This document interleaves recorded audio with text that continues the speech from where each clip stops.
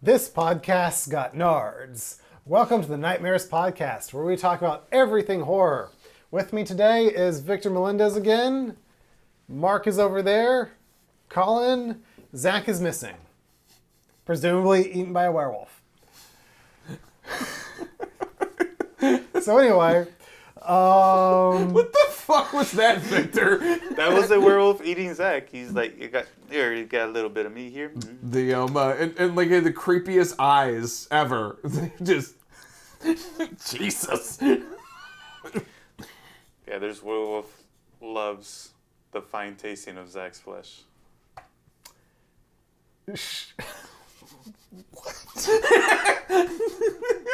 Mark, take over. You like werewolves, don't you, Brandon? Don't you like werewolves? So while Brandon's dealing with a self-crisis, we'll be right back to your regularly scheduled program in just a moment. There are some good werewolf movies out there. So Not Brandon a lot. is recovered. Now back to your regularly scheduled programming.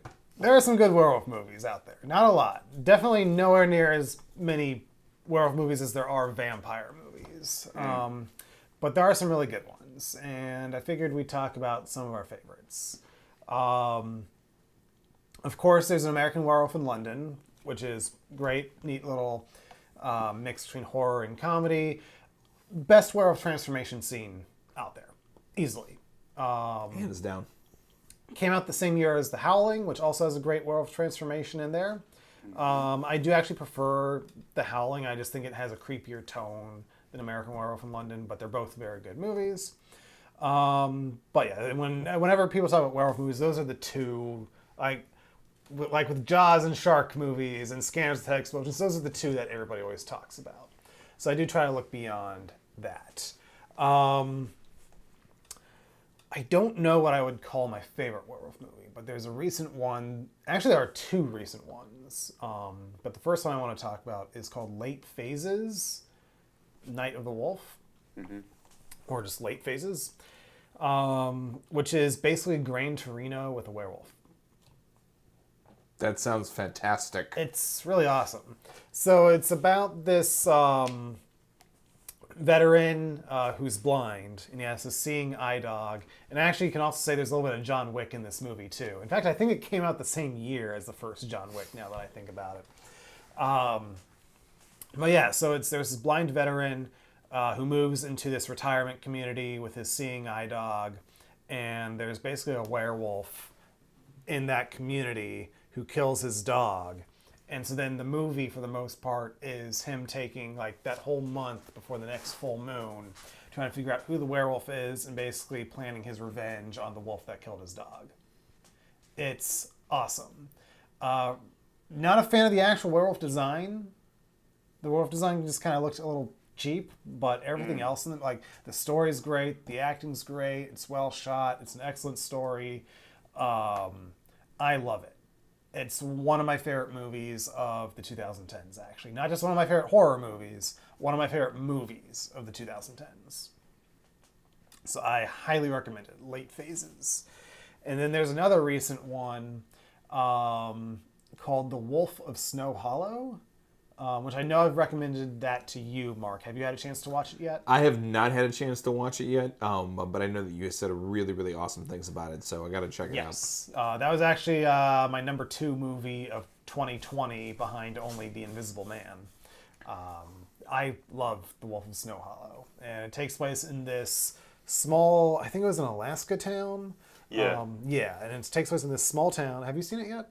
No, but you've told me and recommended, Yeah. and that seems to be the whole thing. Is that Brandon always comes up with like great, fantastic movies to watch, and this is definitely one of them. Yeah, I love it. I can't wait for you guys to see it because it takes us in this small Alaska town, and there's basically this serial killer going around that everybody's saying is a werewolf, but there's this one cop who keeps saying no, it's just a guy. There's no werewolf. So it's kind of like a reverse of there's the one person saying it's a werewolf and nobody believes him. This is everybody saying it's a werewolf and one person doesn't believe them.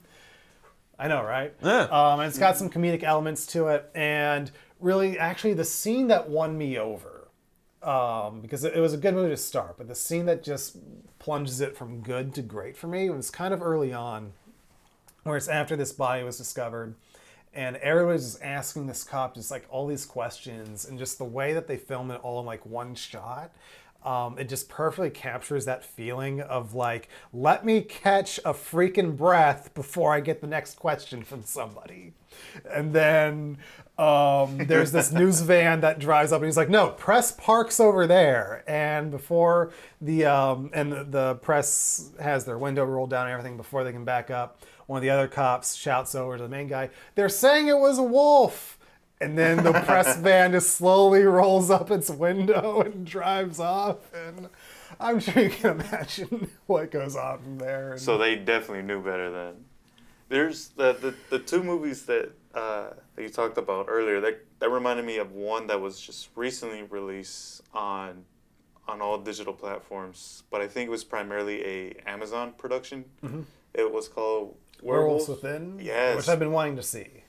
So it's pretty interesting. It has the same kind of style where a sheriff moves in, and it's small, snowed in town, and of course the first thing that gets killed in that town is a little doggy, and so of course everyone's just kind of at each other's throats, of just, are you the werewolf? No, you're the werewolf. I think you're the killer. Things like that. It's in all honesty kind of a combination of those two movies, but set in a much more comedic tone, because it's got a pretty neat cast in there, and I wish you had your little IMDb, because there's a few individuals to highlight, but definitely one of those individuals is from What We Do in the Shadows, Guillermo. Nice. Yeah, Nice. he's super cute and funny in there. It's pretty awesome. And I wasn't that much of a fan of the werewolf design in that I like movie. how the writer's last name is Wolf. Is it? Yeah. WOLFF. Oh, the double F. FF. But the werewolf design in that movie was kind of it was okay, it was fine, but nothing too great to really admire and appreciate how it even be aspired. Okay. It essentially reminded me of Michael Jackson's Werewolf. Would you From Thriller? Yeah, would you consider that a werewolf or just like a giant cat? Good question. I've never thought about it that way because I always remember, like everybody else, I remember the zombies more than anything else. You don't remember the werewolf? No, I for remember the most- werewolf, but it's like it's not the first thing that comes to my mind when I think of Thriller, though. Yeah. Which little fun thing about Thriller, it was actually directed by John Landis, who did American Werewolf in London. Yeah. Which is why the transformation that they did for that video is like pretty similar. Yeah, and I think they got Rick Baker back for that too, if I'm not mistaken. But yeah, so Werewolves Within sounds like kind of a little mystery there too, and Yeah, it's got Yeah. a bit of a mystery, but it's again it seems like a combination of movies, and it's just to help elevate the up and coming comedians nice. in this next generation. Yeah, and it was directed by the guy who stars in those like college humor sketches, like the five college roommates you'll have. the Yeah, five yeah, that girlfriends guy. you have. Yeah, so yeah. that guy. And he actually wrote and directed another movie that's on Shudder called Scare Me, which is a really neat idea for a movie. It kind of fizzles out as a movie, but because of what it is, if you are interested in writing horror, it's kind of like it's basically a how to write class in a way. So it's like it doesn't really do it for me as a movie, but in terms of how to write, it's worth seeking out for that reason. Okay. This is something that I want to talk to you about. So usually people shit on CG, things of that nature. So obviously we have practical transformations of werewolves and CG transformation of werewolves. Yes. So do you always feel like pretty sad and just disheartened whenever a wolf transforms. It's CG instead of practical.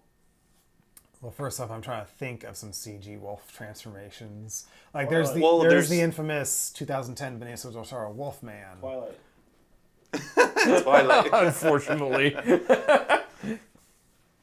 Brent's like, I don't know what that is. Is that a thing? Does that exist? I'm trying to scanners him right now. Don't do that. We need him for next time. But no, so it's like, so there is the Rick Baker Benicio del Toro Wolfman from 2010, which is kind of an odd choice because, like, actually on the Joe Rogan podcast, Rick Baker was talking about how he came up with all this practical stuff for it, and then they ended up going CG for a lot of it, but it was CG stuff based on ideas that he brought from practical. So he was kind of like, I don't understand what the point of doing that then was. Right, when they could have just done Yeah. practical effects instead of having visual effects team try to Yeah. imitate it.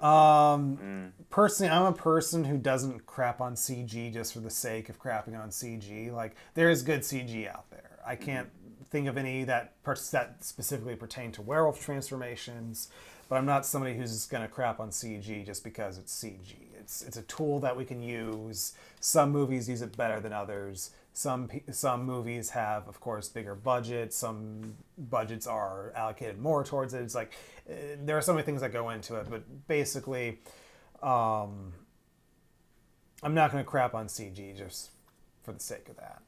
Right, and one of the CG transformations. And also, if a movie does have bad CG, that doesn't automatically mean it's a bad movie or a bad story. If a movie has bad CG, I will say it has bad CG, but that's also not necessarily a requirement for me liking the movie too, and vice versa. Right, it's not the thing that make what was it, make or break the movie. Yeah. And the reason why I brought that up is because in Van Helsing, do you remember? I know I saw the movie, but I don't remember a single thing from it. So Van I Helsing. remember for some reason Van Helsing was a young man. Yeah, it was Hugh Jackman. Yeah, I know. A Hugh Jackman. A huge yak man. You both suck. Have you not seen that meme? Yes, I have.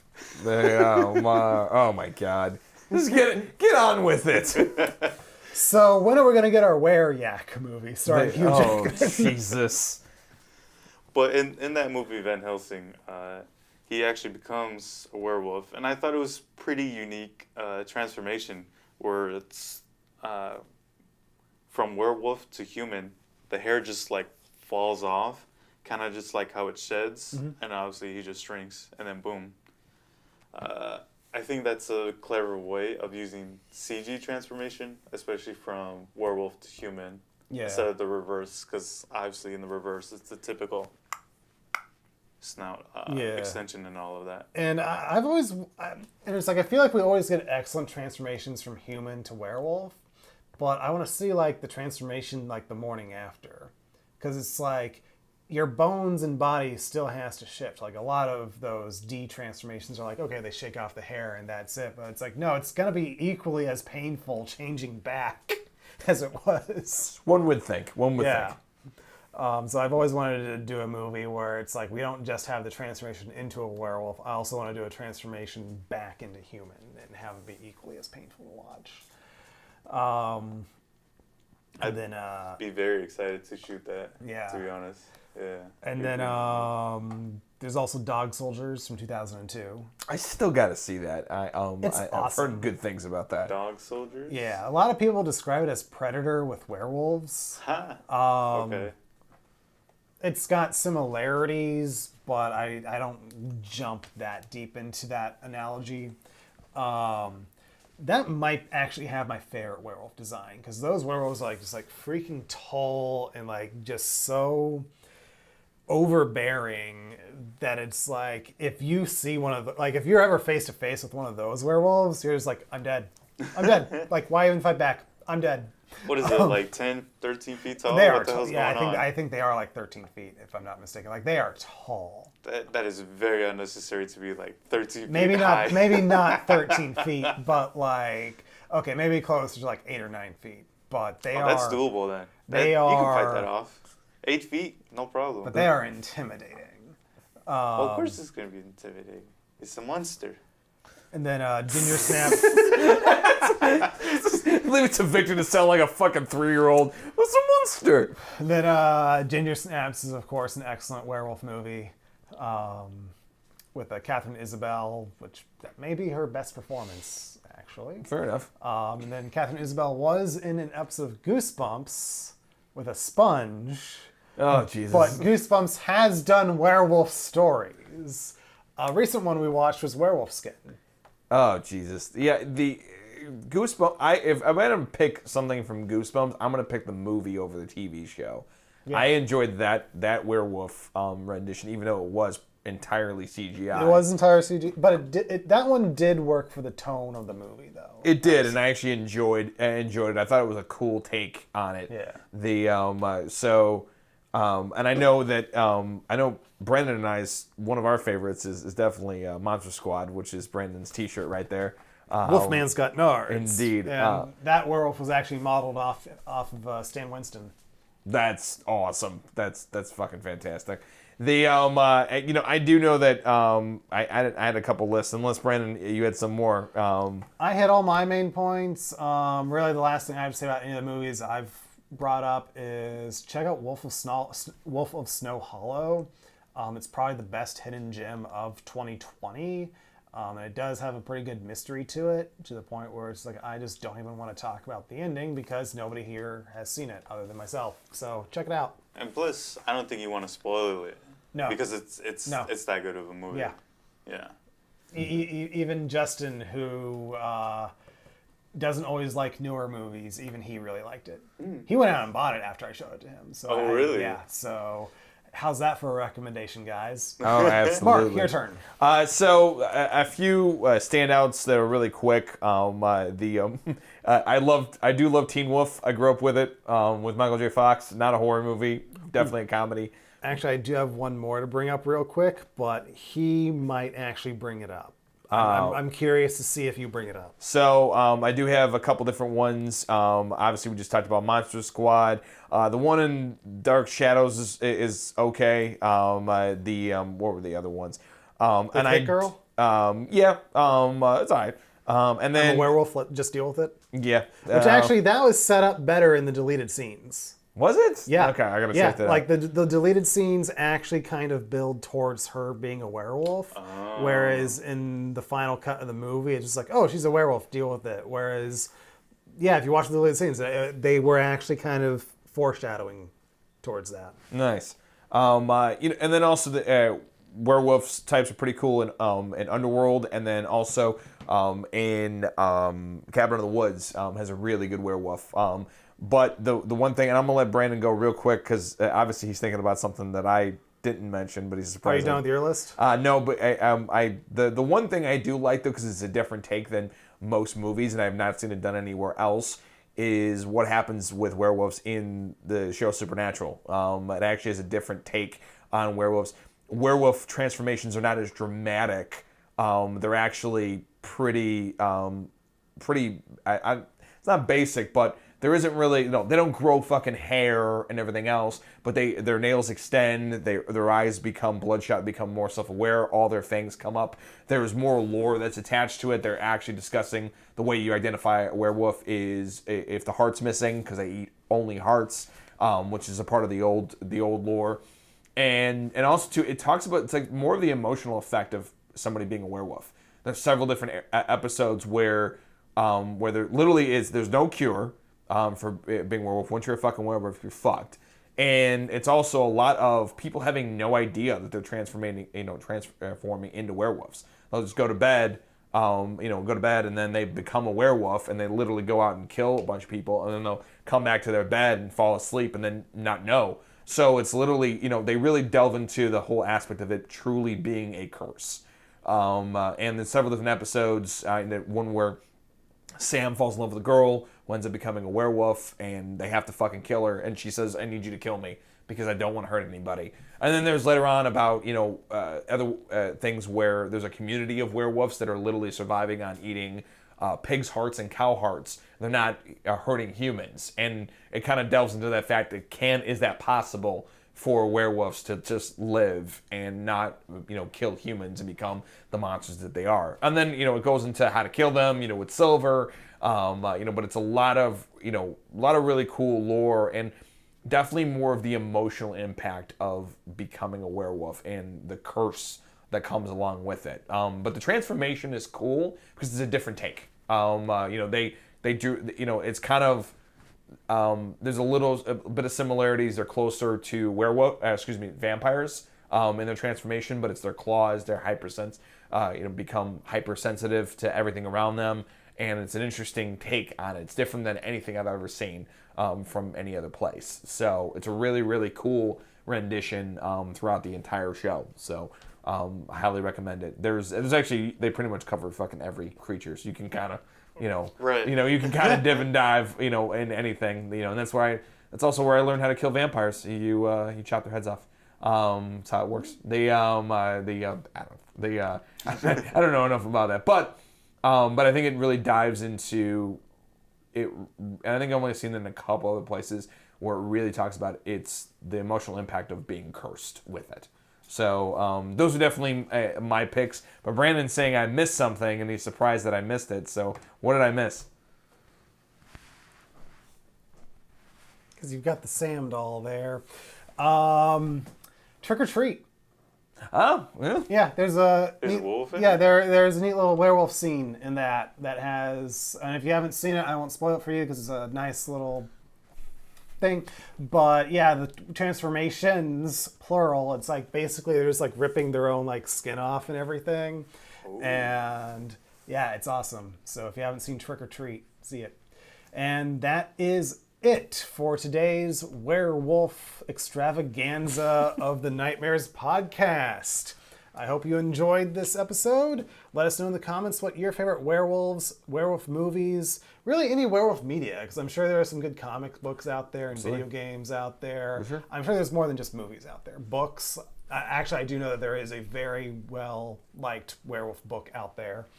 Well, I was going to bring up a bit of the Scooby-Doo animated movie stuff. Oh, yeah. And things of that nature. Yeah. Because they had tons of werewolves. They did. They really did. And also, if you're watching us on YouTube, be sure to subscribe to the Midwest Horror Network channel and like this video. And of course, subscribe to any other platform that you may be listening to us on, such as Spotify or Apple Podcasts. Also, be sure to follow us on social media at Midwest Horror Network on Facebook, Instagram, YouTube, and Slasher. Thank you so much for watching us, and we'll see you next time on the Nightmares podcast. Bye, guys.